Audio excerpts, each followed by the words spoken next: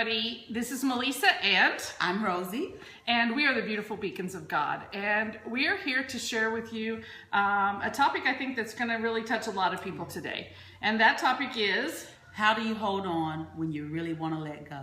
You know, we all go through times in our life where we feel like that, you know what, I remember a long time ago, there used to be this picture that went around all over the place, and it was a cat at the end of a rope barely hanging on. And it would always say, hang in there, baby, hang in there, baby. And so that's kind of what happens, because you know what, we all reach times in our life when we just need to say, hang in there, it's going to be okay. But how do you walk through those times and hang on when you really just want to let go and quit? You know, you used the reference of a cat. What came to my mind was, you know... I'm a dog person, by the way. I just want to go on record as saying I'm a dog. All you cat lovers, we love you. I'm just not a cat person. Go ahead. You used the reference of a cat. What I thought of was there was a flood, and the waters were rising high, and the gentleman, he got on the rooftop, you know, and so he sat there and he prayed, God, send me help, God. So then I believe somebody in a boat came by, and he let the people in the boat, are you okay? Do you need help? No, I'm okay. I'm waiting on God. And then the next thing that came by was perhaps maybe a helicopter. Helicopter come by, are you okay? Water had risen up high. No, I'm okay. I'm waiting on God.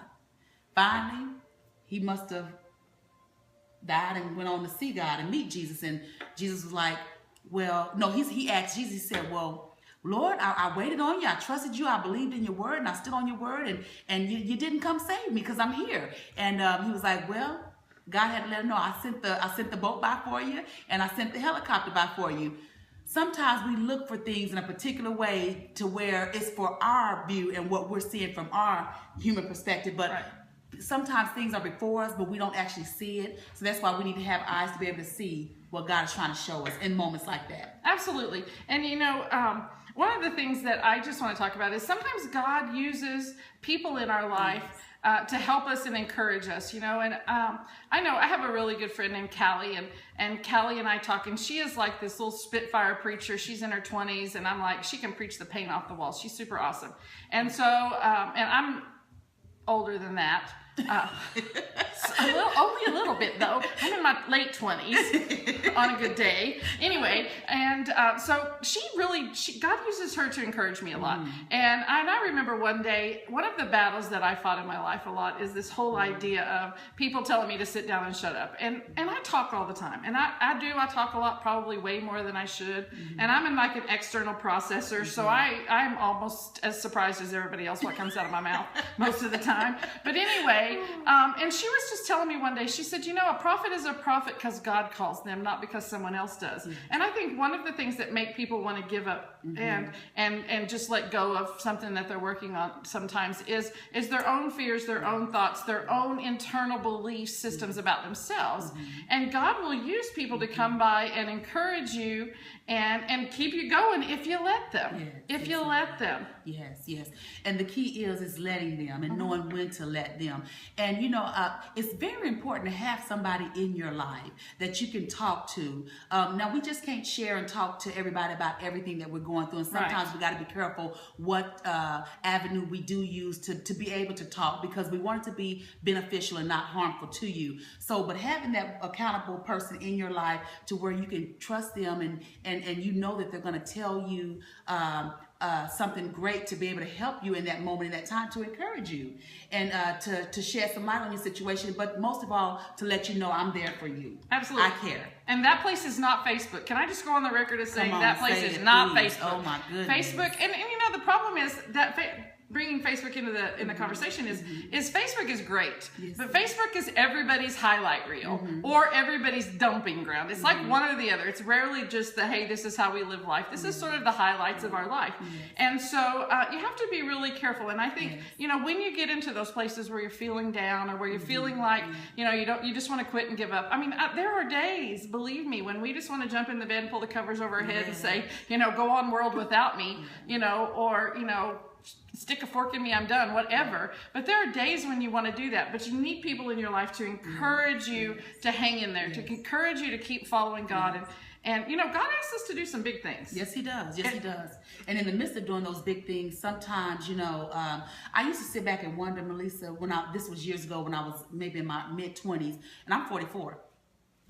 I'm older than her. But I don't look like it. No, she does not.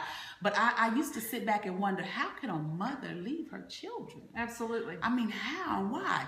But let me tell you, not soon after, okay? Now, I've always had that in my heart, you know, because to me, parenting is really, it's a obligation and a privilege and an honor to take up on, especially kids didn't actually be brought here. So if we bring them for whatever reason they're here, we should really try to do our best to parent them. Well, I used to wonder, how could any mother leave their children? And so it got to the point to where when I was in my mid-20s going through some ththings, I actually wanted to take up and get in the car and leave. Oh, listen. Absolutely. And I think if you're a mom out there, I mean, I think about my daughter-in-law, and I have the three of the most amazing grandkids on the planet. My grandson is 4, and he has twin sisters that are 2. And you know what? I get to babysit them from time to time and take care of them and enjoy them and have lovey time with them, because that's what they call me, lovey.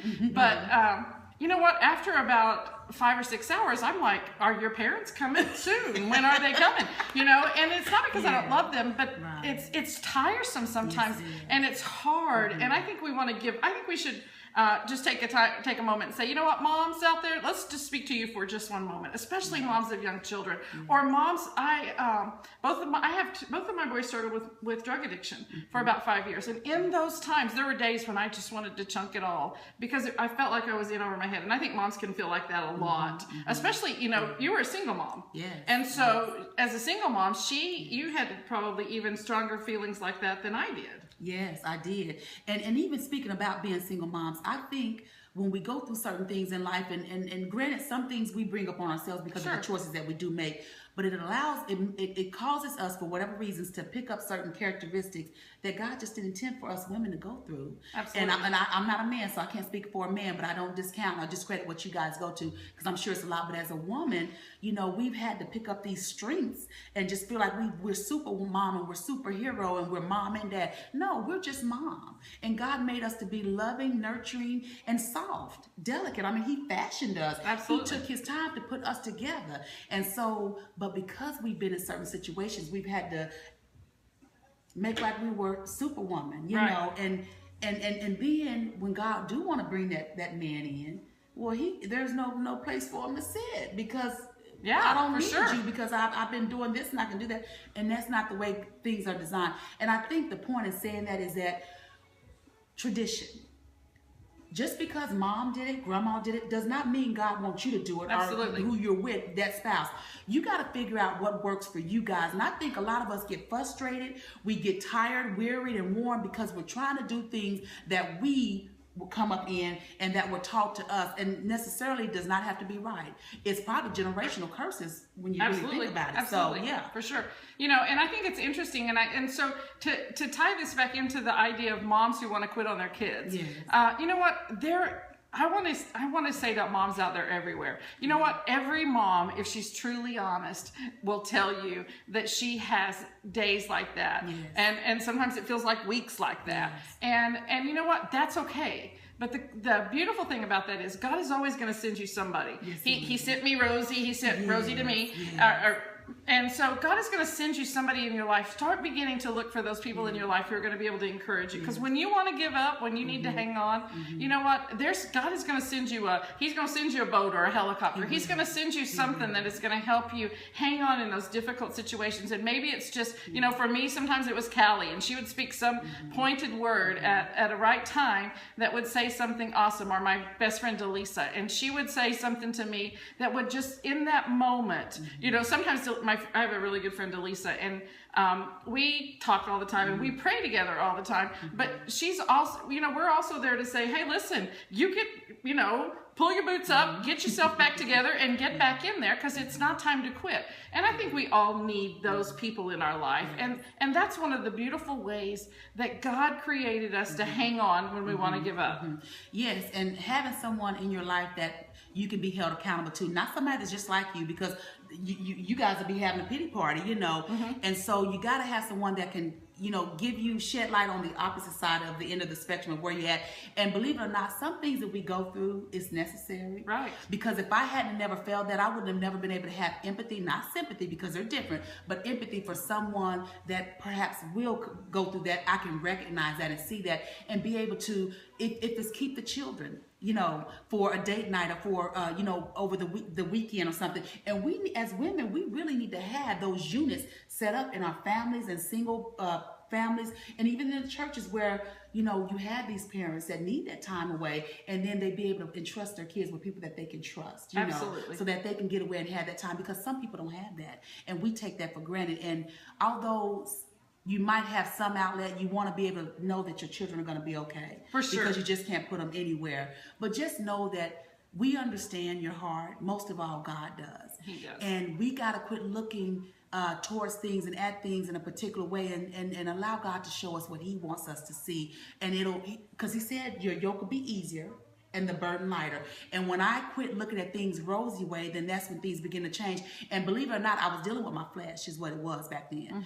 Because I was mad. Sometimes I would get even madder because I felt like I wasn't mad enough, because certain things was just not making sense. But it was because I was in the way. I was in the way. And then too, there was some things that I needed to get out of that moment to be able to be where I'm at now. Because otherwise I wouldn't be able to reach back and help. For sure. And so we hope that talking to you about ways that you can hang on when you want to let go has been helpful to you. Yes. Thanks for joining us. Don't forget to check out our website at beautifulbeaconsofgod.com and our Facebook page with the same name, right? Yes. And so remember that, it is important. There are days when you want to give up, but don't quit. Yes. Don't quit. Think about all the people that have made it. If they would have quit, and I'm sure they had many days that they wanted to, but they would not be where they are right now.